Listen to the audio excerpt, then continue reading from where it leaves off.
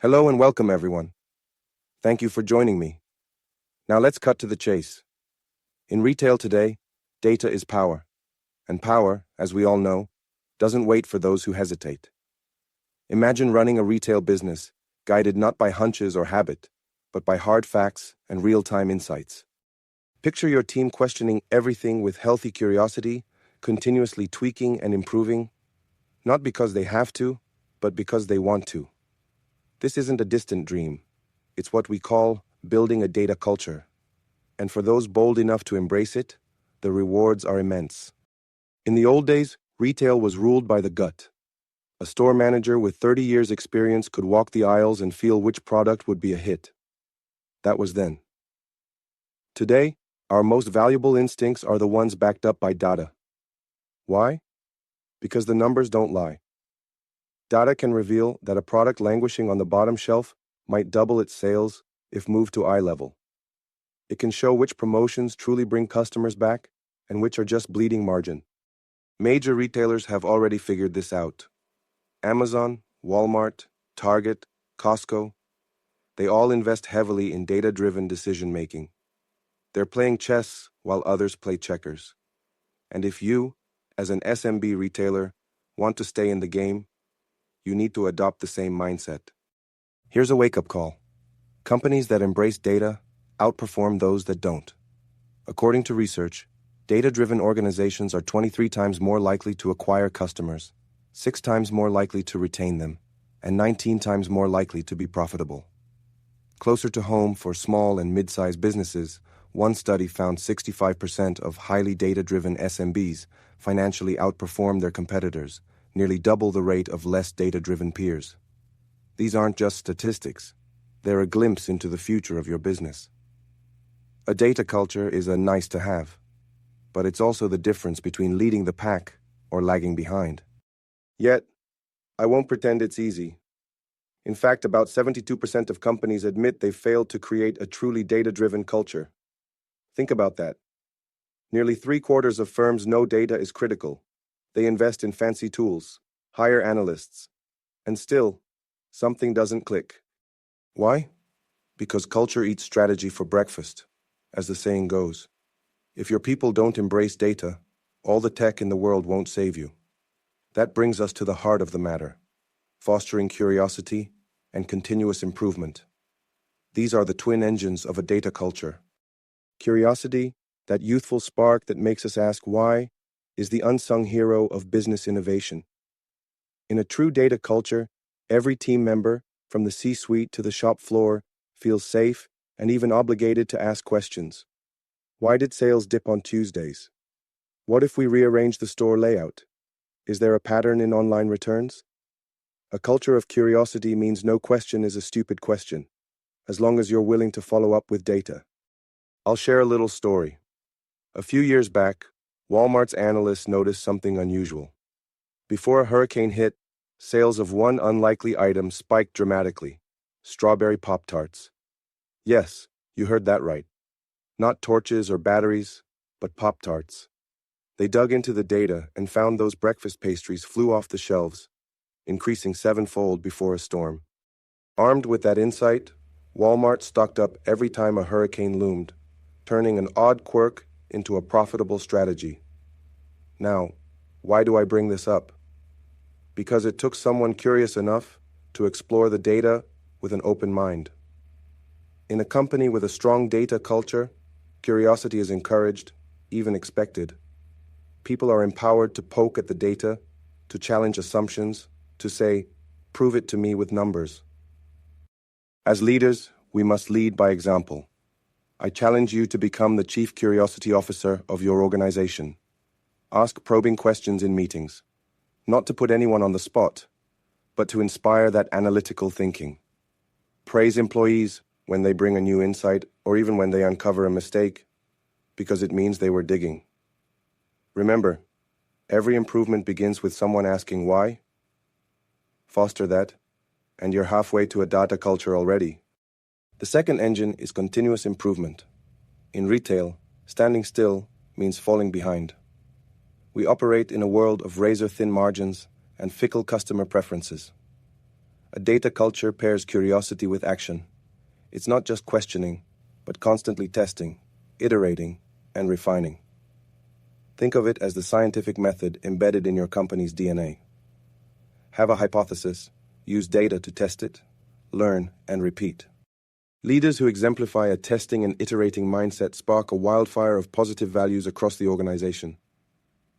Suddenly, your team isn't afraid of trying new things, because failure isn't failure, it's a learning opportunity. Marketers run A/B tests on email subject lines to inch up the click-through rate. Store managers experiment with different product displays and measure which setup boosts sales. Customer service reps analyze feedback data to tweak how they handle complaints, aiming for ever higher satisfaction. This mindset, once it catches on, is contagious. You'll find that adaptability, speed, and a drive for better results become everyday habits. One consulting study noted that by fostering this kind of agile culture, retail companies embed adaptability, speed, and continuous improvement into their organization's DNA. In plain terms, a culture of continuous improvement makes you nimble. When market conditions change, and they always do, a data-driven team can pivot faster than a team that's stuck debating whose gut feeling is right. Now let's talk strategy. How do you actually build this data culture of curiosity and continuous improvement in your retail business? Think of it as constructing a building. You need a solid foundation and sturdy pillars. First, it's leadership commitment. It starts at the top. If you're in the C-suite, you must champion data-driven thinking. Use data in your own decisions and make it visible. When leaders treat data as the lifeblood of the company, others will follow suit. Set ambitious goals, like, we will back every major decision with evidence. And mean it. Next, vision and communication. Paint a vivid picture of what a data-driven, continuously improving organization looks like. Explain why this matters. Maybe it's improving customer loyalty, or unlocking new revenue streams, or simply surviving against larger competitors. Tie data culture to your company's mission, so everyone knows this is not just an IT project. It's a business mandate. Third, data accessibility. No one can be curious with data if they can't get to the data. Invest in the right tools for your size. Maybe it's a simple dashboarding tool or an Excel training workshop. The goal is to democratize data access without overwhelming people. Make key reports easy to find and easy to understand. In retail, this could mean daily sales dashboards, customer analytics from your POS system, inventory heat maps, whatever fuels curiosity. Then fourth, skill building and training. Some of your team might not be confident with numbers. Change that. Provide training to improve data literacy. Teach them how to read basic charts, how to interpret sales metrics, how to ask the right questions of data. Encourage mentorship.